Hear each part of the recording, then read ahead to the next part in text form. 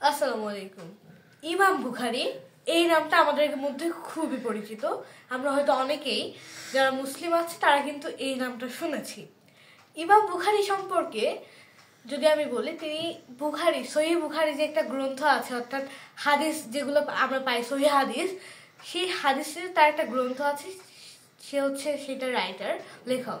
So সে কিন্তু খুবই বিখ্যাত আমাদের মধ্যে, মুসলিম সমাজের মধ্যে। সো ইমাম বুখারীর জীবনে ঘটে যাওয়া অনেক ঘটনা আছে, তবে আমি একটা ঘটনা বলতে চাই। ঘটনাটি আমার কাছে স্পেশালি খুবই ভালো লেগেছে।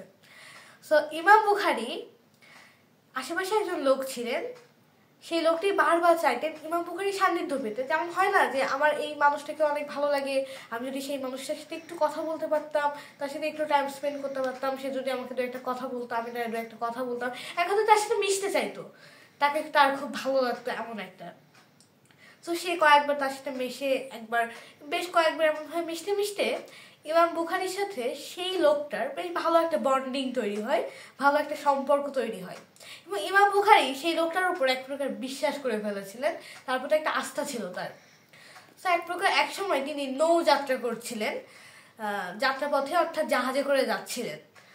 তো নৌযানে যখন উঠলেন তখন ইমাম বুখারী, ওই যে সেই লোকটা জানতেন যে ইমাম বুখারীর যে ব্যাগটা আছে সাথে বা থলেটা আছে, সেইটার মধ্যে 1000 দিনার, যে দিনারটা আমরা চিনি, 1000টা দিনার সেই ব্যাগের মধ্যে আছে। এটা সেই লোকটা কিন্তু জানতো, এবং সে এটা জানতো। এবং পরবর্তীতে জাহাজ যখন ছেড়ে দিল মাঝপথে, সে জাহাজের আদার যে লোকজন আছে বা বাকিদের যারা আছে, সে ষড়যন্ত্র করলো এবং তাদেরকে বলল যে ইমাম বুখারী আমার 1000 দিনার চুরি করেছে, এবং ওই থলে ওই ব্যাগের মধ্যে আমার সে 1000 দিনার সে রেখেছে, এবং ওর মধ্যে ওই 1000 দিনার আছে। এবং সে যখন বলছে এইভাবে, তাহলে অবশ্যই বাকি সবাই মিলে, সব লোকজন মিলে ইমাম বুখারী সে ব্যাগটা চেক করবে।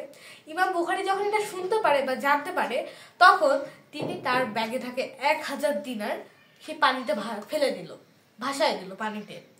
এবার যখন সব লোকজন তার ব্যাগটা চেক করলো, তল্লাশি করলো, কিছুই পেল না, তার ব্যাগ ওয়াজ এমটি, পুরো ফাঁকা ছিল ব্যাগটা। তারপর এবং যে লোকটা অভিযোগ করেছিল সে লজ্জায় পড়ে গেল।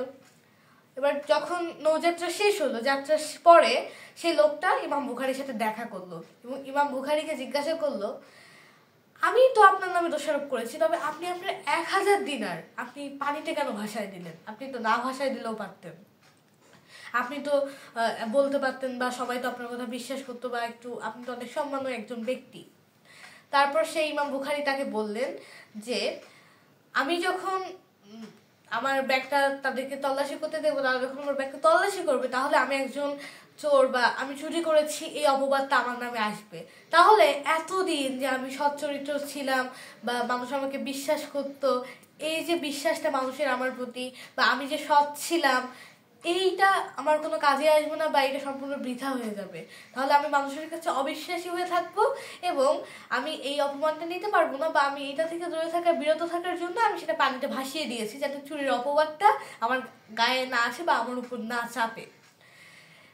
এই কারণে বলা হয় honesty is the best policy, সততাই সর্বোৎকৃষ্ট পন্থা। ইমাম বুখারীর এই ইতিহাস থেকে বা এই গল্পটা থেকে আপনারা কি বুঝতে পারছেন কমেন্টে জানান। আর 1000 দিনারের থেকে তার সম্মান এবং আত্মমর্যাদাকে ইমাম বুখারী বেশি মনে করেছেন। তবে আমরা কেমন মনে করি কমেন্টে জানান তো। আর আপনাদের মধ্যে কে কে মনে করেন যে ইমাম বুখারীর সিদ্ধান্তটি ঠিক ছিল?